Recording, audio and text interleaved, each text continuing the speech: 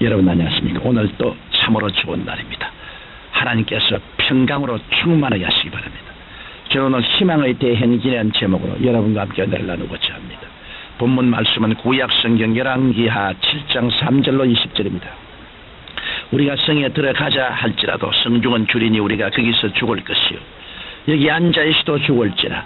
그런즉 우리가 가서 아람 군대에게 항복하자. 저희가 우리를 살려두면 살려니와 우리를 죽이면 죽을 따름이라고 아람진으로 가리하여 황혼에 일어나서 아람진가에 이르러 본즉 지금부터 약 2700년 전에 팔레스틴 북쪽에 위치한 이스라엘 나라의 사마리아 성을 아랍 군대가 완전히 포위하고 있었습니다. 이에 성중이 크게 줄여서 나귀 머리 하나에 은 80세겔이라고 했습니다. 나귀는 율법에 부정한 동물인데 그 머리 하나에 2, 3만 원에 팔릴 정도면 그 성이 기근으로 물가구가 얼마나 심각했는가를 말해줍니다. 그뿐만 아니라 자식을 자기 생명보다 사랑하는 어머니들조차 내 아들을 내라 우리가 오늘날 먹고 내일은 내 아들을 먹자며 우리가 드디어 내 아들을 삶아 먹었더니 이튿날 약속을 지키지 않았다고 서로 싸웠습니다. 그런데 적군은 한치의 후퇴도 없이 이스라엘 백성들이 항복하기만 기다리고 있으니 세상에 이보다 더한 절망적인 상황도 있을까요? 바로 그런 중에 성문을 위해 4명의 문둥이가 성 사람들과 격리되어 응대하고 있었습니다. 그들은 물론 성 안으로 들어갈 수도 없는 신분이었지만 성은 줄이고 성 밖에 외딴 마을로 얻어먹으러 가려 해도 아람 군대가 격격히 싸고 있어서 진퇴양난이었습니다. 이때 4명의 문둥이는 의논 끝에 자리를 틀고 일어났습니다. 양식이 있는 곳은 아람 군대의 진영뿐인데 앉아서 중간이 생명을 걸고 적진으로 양식을 구하러 가겠다는 것입니다. 그런데 우리가 아람 군대에 있는 곳으로 가자.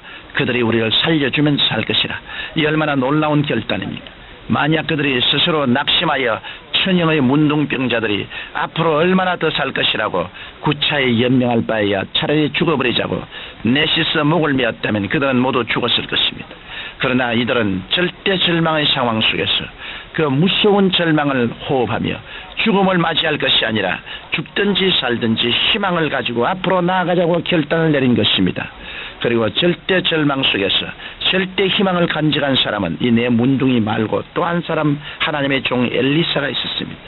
성경 열왕기하 7장 1절에서 성령의 감동으로 예언하기를 야훼께서 가라사대 내일 이맘때 사마리아 성문에서 고운 가루 한 사에 한 세겔을 하고 보리 2사에 한 세겔을 하리라고 했습니다. 그때 이스라엘의 한 장관은 엘리사의 말을 믿지 않고 오히려 조수하며 야훼께서 하늘에 창을 내신들 어찌 이 일이 있으랴고 코웃음쳤습니다. 그러자 엘리야는 당신이 눈으로 볼 것이나 그것을 먹지는 못할 것이오라고 그에게 말했습니다. 똑같은 환경에서 왜 한 사람은 절망하고 다른 한 사람은 희망에 불탈 수 있었을까요? 우리는 수년 전에 16일 동안이나 탄광의 지하 갱도에 갇혀 있다가 구조받은 장창순이라는 한 광부를 기억합니다.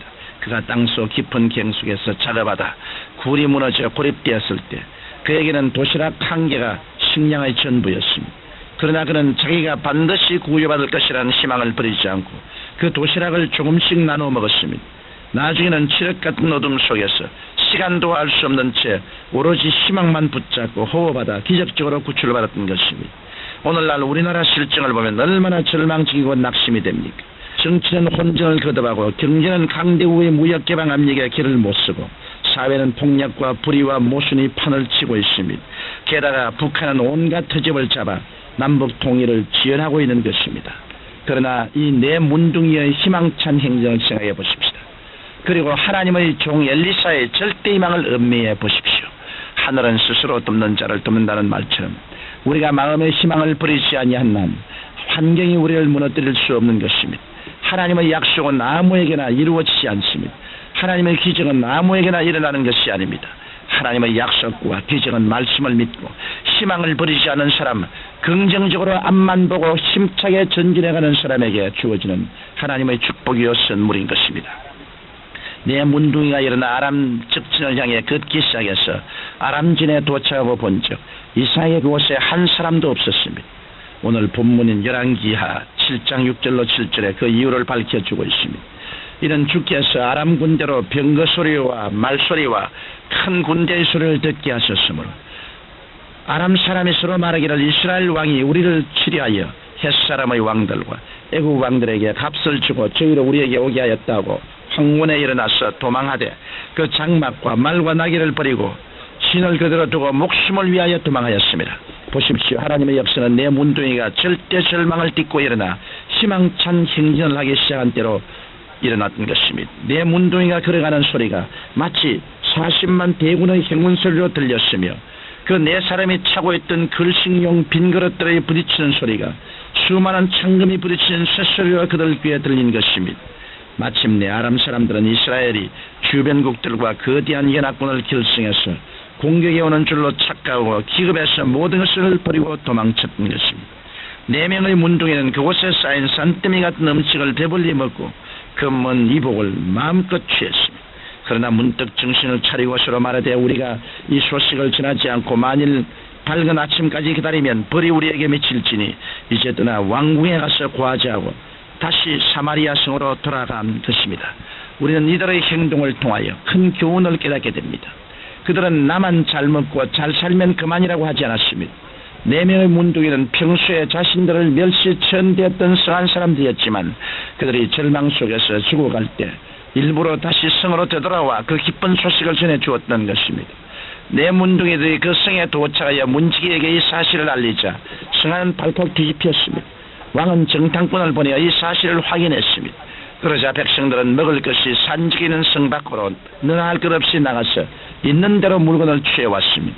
이래야 하나님을 믿고 담대히 희망을 선포한 엘리사의 말은 어김없이 이루어졌습니다. 그러나 엘리사의 절대 희망을 비웃던 그 장관은 왕의 명령을 받아 성문을 지키면서 풍부한 양식과 부화를 눈으로 보았을 뿐 흥분한 군중들 발에 짓밟혀 죽고 말았던 것입니다. 사랑하는 청취자 여러분, 그리스도의 절대 절망의 십자가가 절대 희망의 부활로 바뀐 것은 바로 저와 여러분을 살리기 위한 것입니다. 이러므로 여러분의 지금 형편이 어떠하든지 절대 희망을 버리지 마십시오. 가족이 질병 중에 누워있고 사업이 문을 닫거나 직장에서 밀려나고 떠나는 일이 좌절되었어도 여러분이 마음속에 절대 희망을 버리지 않은 한 하나님의 기적은 일어날 것입니다. 여러분이 어떠한 어려움과 절망적인 상황에 처해 있다 할지라도 오직 믿음으로 희망찬 행진을 하여 절대 희망의 기적을 체험하게 되시기를 예수님 이름으로 축원합니다. 거룩하신 아버지 하나님, 희망을 저버리지 않고 꿈을 저버리지 않고 목표를 향해 나아가는 자는 반드시 도달할 것입니다. 하나님이 복을 허락하여 주옵소서. 예수님 이름으로 기도드립니다. 아멘.